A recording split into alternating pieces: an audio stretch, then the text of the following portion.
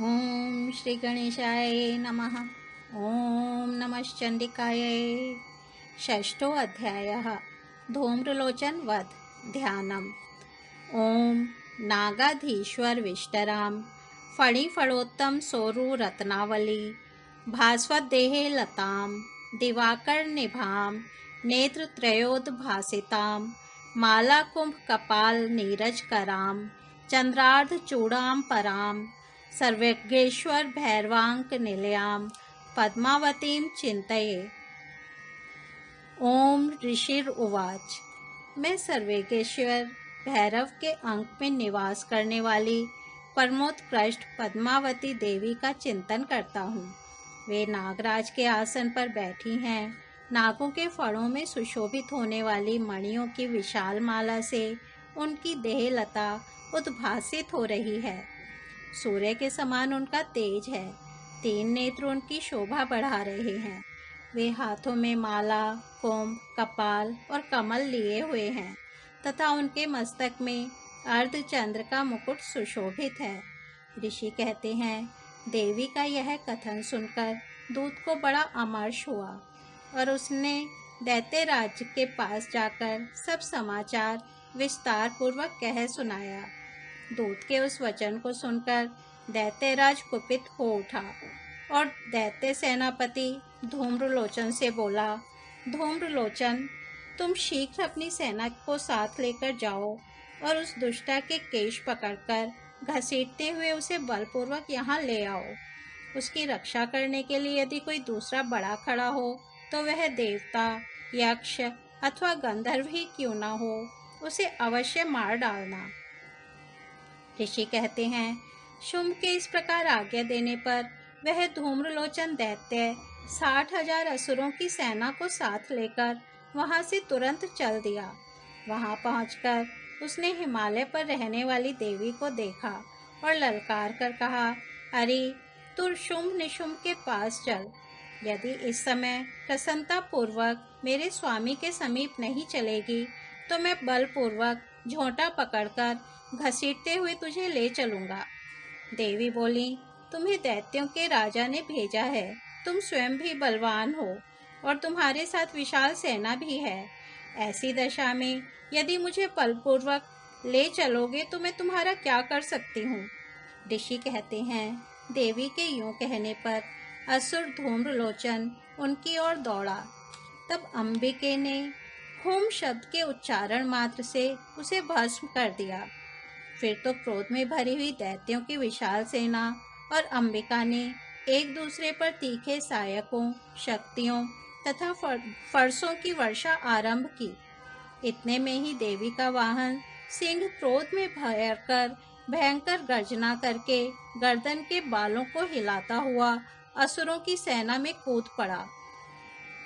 उसने कुछ दैत्यों को पंजों की मार से, कितनों को अपने जबड़ों से और कितने ही महादैत्यों को पटककर ओठ की दाढ़ों से घायल करके मार डाला। उस सिंह ने अपने नखों से कितनों के पेट फाड़ डाले और थप्पड़ मारकर कितनों के सिर धड़ से अलग कर दिए। कितनों की भुजाएं और मस्तक काट डाले तथा अपनी गर्दन के बाल हिलाते हुए उसने दूसरे दैत्यों के पेट फाड़कर उनका रक्त चूस लिया। अत्यंत क्रोध में भरे हुए देवी के वाहन उस महाबली सिंह ने क्षण भर में ही असुरों की सारी सेना का संहार कर डाला। शुंभ ने जब सुना कि देवी ने धूम्रलोचन असुर को मार डाला तथा उसके सिंह ने सारी सेना का सफाया कर डाला, तब उस दैत्यराज को बड़ा क्रोध हुआ। उसका ओठ कांपने लगा। उसने चंड और मुंड नामक 2 महादैत्यों को आज्ञा दी, हे चंड और हे मुंड, तुम लोग बहुत बड़ी सेना लेकर वहां जाओ। उस देवी के झोंटे पकड़कर अथवा उसे बांधकर शीघ्र यहाँ ले आओ। यदि इस प्रकार उसको लाने में संदेह हो तो युद्ध में सब प्रकार के अस्त्र शस्त्रों तथा समस्त आसुरी सेना का प्रयोग करके उसकी हत्या कर डालना। उस दुष्टा की हत्या होने तथा सिंह के भी मारे जाने पर उस अंबिका को बांधकर साथ ही ले शीघ्र ही लौट आना। इस प्रकार श्री मार्कंडेय पुराण में सावर्णिक मनवंतर की कथा के अंतर्गत देवी महात्म्य में धूम्रलोचन वध नामक छठा अध्याय पूरा हुआ। ओम श्री गणेशाय नमः।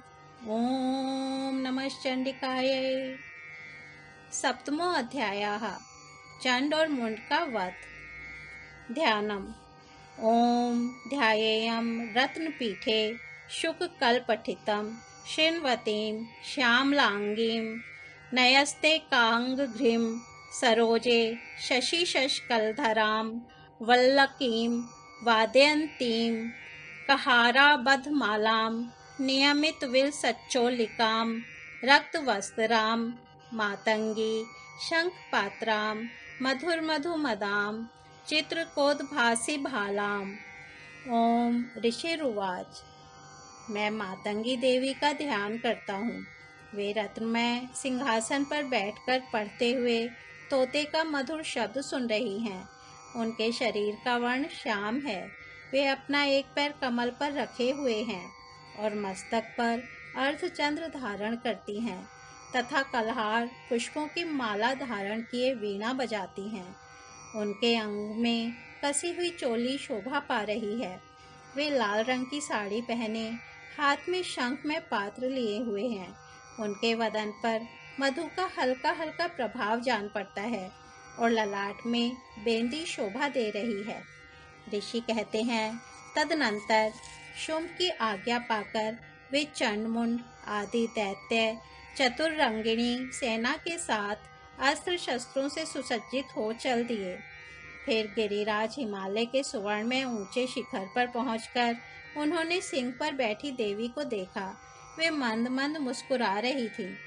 उन्हें देखकर दैत्य लोग तत्परता से पकड़ने का उद्योग करने लगे।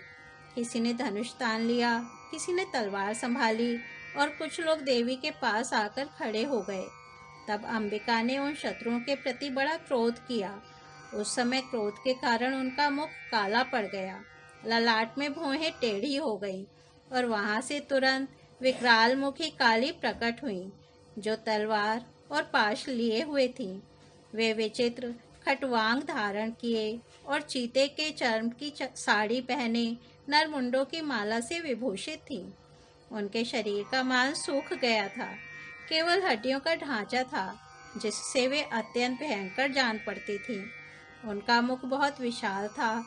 जीभ लपलपाने के कारण वे और भी डरावनी प्रतीत होती थी। उनकी आंखें भीतर को धसी हुई और कुछ लाल थी। वे अपनी भयंकर गर्जना से संपूर्ण दिशाओं को गुंजा रही थी। बड़े बड़े दैत्यों का वध करती हुई वे कालिका देवी बड़े वेग से दैत्यों की उस सेना पर टूट पड़ी और उन सबको भक्षण करने लगी। वे पाशव रक्षकों, अंकुशधारी महावतों, योद्धाओं और घंटा सहित कितने ही हाथियों को एक ही हाथ से पकड़कर मुंह में डाल लेती थी। इसी प्रकार घोड़े, रथ और सारथी के साथ रथी सैनिकों को मुंह में डालकर वे उन्हें बड़े भयानक रूप से चबा डालती थी। किसी के बाल पकड़ लेती, किसी का गला दबा देती, किसी को पैरों से कुचल डालती और किसी को छाती के धक्के से गिराकर मार डालती थी। वे असुरों के छोड़े हुए बड़े बड़े अस्त्र शस्त्र मुंह से पकड़ लेती और रोष में भरकर उनको दांतों से पीस डालती थी। काली ने बलवान एवं दुरात्मा दैत्यों की वह सारी सेना रौंद डाली, खा डाली और कितनों को मार भगाया। कोई तलवार के घाट उतारे गए, कोई खटवांग से पीटे गए और कितने ही असुर दांतों के अग्रभाग से कुचले जाकर मृत्यु को प्राप्त हुए। इस प्रकार देवी ने असुरों की उस सारी सेना को क्षणभर में मार गिराया। यह देख चंड उन अत्यंत भयानक काली देवी की ओर दौड़ा तथा महादैत्य मुंड ने भी अत्यंत भयंकर बाणों की वर्षा से तथा हजारों बार चलाए हुए चक्रों से उन भयानक नेत्रों वाली देवी को आच्छादित कर दिया। वे अनेकों चक्र देवी के मुख में समाते हुए ऐसे जान पड़े मानो सूर्य के बहुतेरे मंडल बादलों के उदर में प्रवेश कर रहे हों। तब भयंकर गर्जना करने वाली काली ने अत्यंत रोष में भरकर विकट अट्टहास किया। उस समय उनके विकराल वदन के भीतर कठिनता से देखे जा सकने वाले दांतों की प्रभा से वे अत्यंत उज्जवल दिखाई देती थी। देवी ने बहुत बड़ी तलवार हाथ में ले हम का उच्चारण करके चंड पर धावा किया और उसके केश पकड़कर उसी तलवार से उसका मस्तक काट डाला। चंड को मारा देखकर मुंड भी देवी की ओर दौड़ा। तब देवी ने रोष में भरकर उसे भी तलवार से घायल करके धरती पर सुला दिया। महापराक्रमी चंड और मुंड को मारा देख मरने से बची हुई बाकी सेना भय से व्याकुल हो चारों ओर भाग गई। तदनंतर काली ने चंड और मुंड का मस्तक हाथ में ले चंडिका के पास जाकर प्रचंड अट्टहास करते हुए कहा, देवी, मैंने चंड और मुंड नामक इन 2 महापशुओं को तुम्हें भेंट किया है। अब युद्ध यज्ञ में तुम शुंभ और निशुंभ का स्वयं ही वध करना। ऋषि कहते हैं, वहां लाए हुए उन चंड मुंड नामक महादैत्यों को देखकर कल्याणमयी चंडी ने काली से मधुर वाणी में कहा, देवी, तुम चंड और मुंड को लेकर मेरे पास आई हो, इसलिए संसार में चामुंडा के नाम से तुम्हारी ख्याति होगी। इस प्रकार श्री मार्कंडेय पुराण में सावर्णिक मनवंतर की कथा के अंतर्गत देवी महात्म्य में चंड वध नामक 7वां अध्याय पूरा हुआ। धन्यवाद।